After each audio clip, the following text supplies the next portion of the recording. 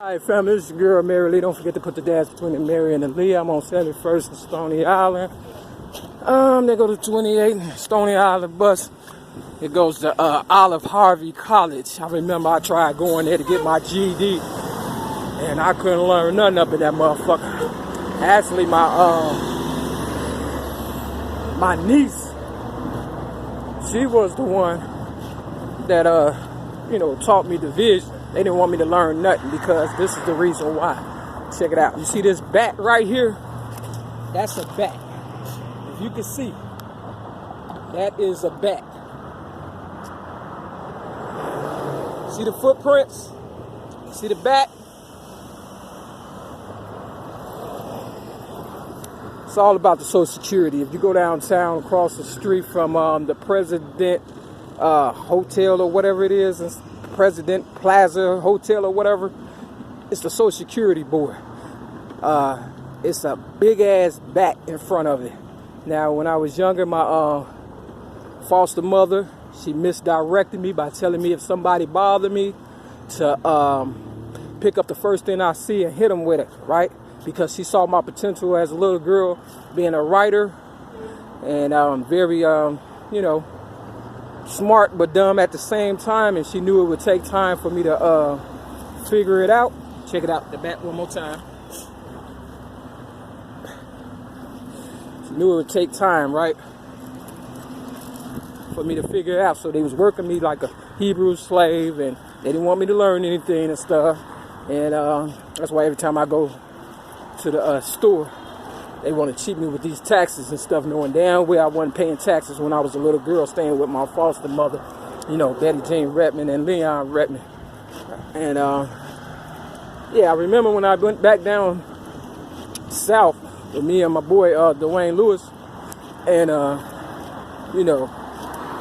I had wrote this, I was proud of my writings, and then I was learning, and I wanted to see them, and I thought they was my friends and stuff. You understand what I'm saying? I'm talking about my foster family. And I had read this poem to this older lady down south.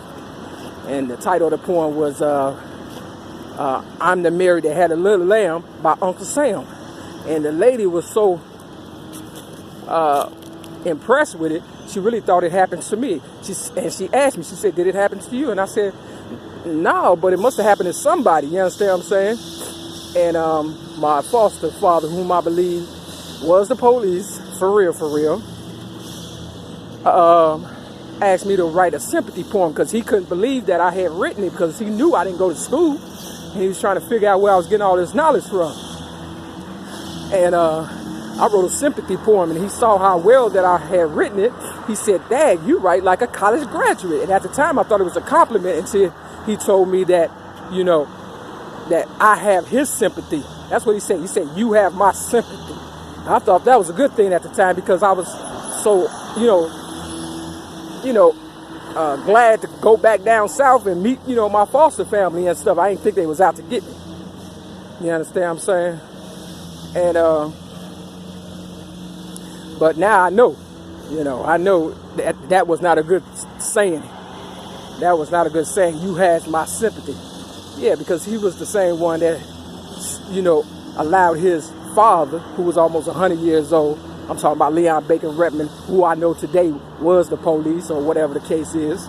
He allowed his father, who was almost 100 years old, that was supposed to be my godfather, molest me when I was trying to learn how to play the piano and stuff. And that's why the piano was at 67th and Greenwood at the Oakwood Cemetery, so everybody could see. And that's why there's all these footprints on the concrete in my story. And I was wondering why I was losing so much money and stuff, because I've been working my ass off all my life and stuff, for real. And now I know, every time I came up with a car, things were so high. You understand what I'm saying? Things were so high. Every time I turned around, things was high. I paid so much money in tickets, so much in repairs, so much in rent. I just kept paying because I knew my higher power one day would give me the right of way to be able to tell my story and stuff. Not only that, I remember, when they railroaded me on, May 31st of 2008, for disarming a police officer, something I didn't do. And they've been trying to get me all along, but, you know, I just kept, you know, I'm a good person, so it was hard for them to get me and stuff on something I didn't do. You understand what I'm saying? But they eventually got me May 31st of 2008 on some bullshit. And I refused to back down, and because of that, you know, I'm walking and going through hell. But I ended up going to Champaign, Illinois. We busting bottles now, for real. You understand what I'm saying? And, you know, I took up anger management. And I paid, you know, $300-something or whatever for this little certificate that don't have my full name on it, Mary Lee Davis. It just got Mary Davis. But I passed, right, because I'm not an angry person, for real, for real. And they're trying to make me into an angry person because they know, you know, I'm worth a lot and stuff. You understand what I'm saying? They figure as a little child, you know, when I was acting out, that, you know, I would grow up to be an angry person, but I flipped the script on them. And, you know, I'm a nice person. I never was an angry person. If you read my DCS files on my MySpace page, www.myspace.com/riseup3, you know, you will see, you know, that I'm not an angry person. And I passed that anger management class. And don't you know, when I passed the class, I was walking back to the facility that I was staying at. Well, I was on parole in, I believe, 2009 in Champaign, Illinois. Don't you know, a white couple, a lady and a man, pulled up in front of me while I was trying to cross the street, and they was in a white truck, and they bumped me with, you know, they car, thinking I was gonna go off and stuff. See, they want me to go off so they can steal my money and stuff and my legacy and stuff, but it's not working out for them and stuff, and they don't know what to do now because I'm still alive and I ain't dying for no motherfucker and shit, for real, for real. So, you know, he has my sympathy. I don't have his, you understand what I'm saying? Because my higher power, no damn well I work my ass off, nigga. I am the inventor of rap, and that's what my foster mother saw when I was a little girl. She saw my potentials, for real, for real. You understand what I'm saying? But because I wasn't going for all that freaky shit, they set it up where I got raped by 5 guys. For real, for real. You understand what I'm saying? And then somebody in the building, 1335 East 75th Street. You understand what I'm saying? They too was in on some bullshit. You know, it's just everywhere I go is some bullshit.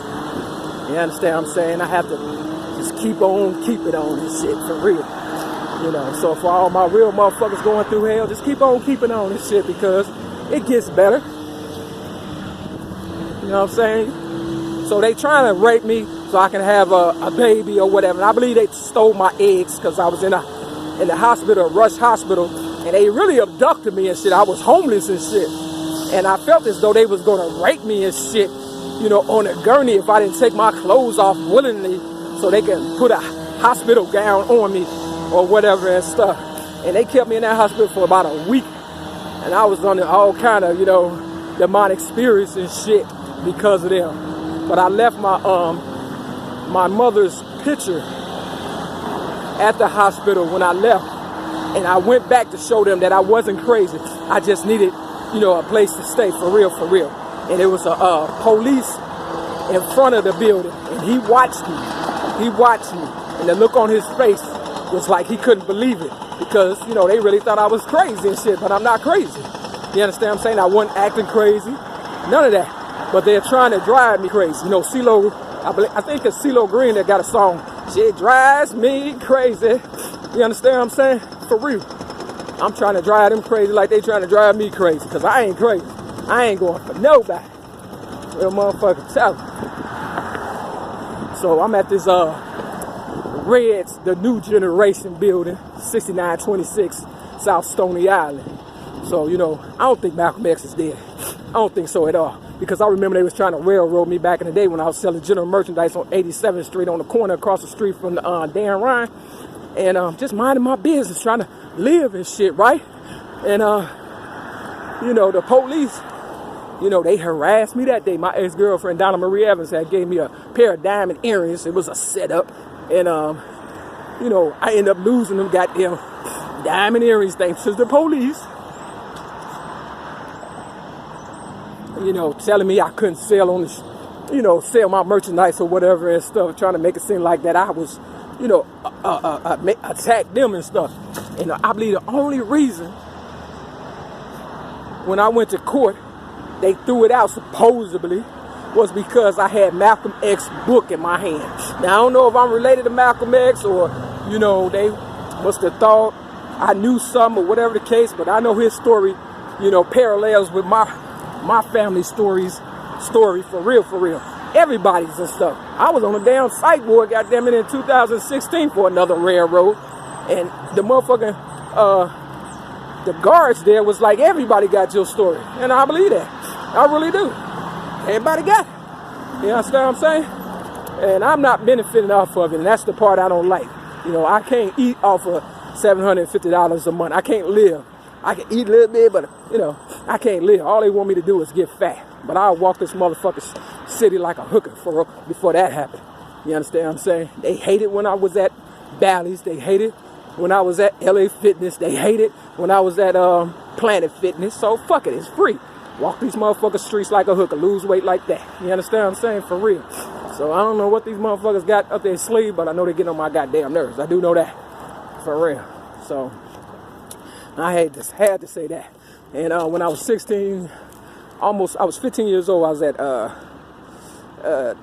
Naperville, Illinois, or whatever, and some girls, Doris and this girl named Sheila, and I can't remember the other one. We ended up going to the Artie home because we was in some bullshit together or whatever. And this lady, she got I believe she got hurt a little bit or whatever and stuff because of us. But we was just bad teenagers or whatever. But really, they was setting me up then and stuff to make me look to be aggressive and shit, because we ended up getting out of the Artie home together, but then they ended up taking me back, and I spent my sweet 16 birthday, in Department of Correction because of some bullshit the other three really did, for real. You understand what I'm saying? That is set me up. So after that, I ended up going to Vision Quest and became the first girl head teamster of the Wagon Train program, Vision Quest program. And now I'm the head scout because I'm working this shit out on the streets and shit. And those who don't believe me, just some stupid ass motherfuckers and shit. For real. I'm turning shit into sugar. You understand what I'm saying? For real. So, I'm proud of myself if nobody ain't is. You understand what I'm saying? For my foster father, he was wrong. He need to make up for that shit for real. He set me up and shit for real. You understand what I'm saying? And, his wife or whatever and shit. It was just some bullshit. And, my teacher, Miss Wiggerton, she knew some shit. Because she told me, she said, Dad, you dress kind of nice to be a foster child. They was trying to cover up the fact that they was really abusing me, and they was. Because I used to go to school with whips all on my arms and shit. You understand what I'm saying? It was fucked up and shit, for real. I thought it was love. You know how you be in a relationship, motherfucker whoop your ass and shit, and then tell you they love you and buy you some shit, and you be like, okay. That's how it was as the little girl with me and stuff, for real. And my foster sister, because shit, she used to get her ass whipped too. But, yeah. I'm tired of getting my ass whipped. So because, I passed the motherfucking anger management class, they been whooping my ass because of that. And that's why my teeth look like this. And the scar on my face from the police and shit. And I got tased by the police in my kidney. You understand what I'm saying? It's just, you can't win for losing that shit. All you got to do is just keep on moving, though, and eventually it gets better. I'm a witness to that and shit, for real. I'm going to get everything that's ever stole from me. You can believe that. And the devil going to burn in hell if not. So with that, it's your girl, Mary Lee Davis, a.k.a. Mary Mac. Today is October 24th, 2018, so they say. All right, y'all, have a good day. Bye.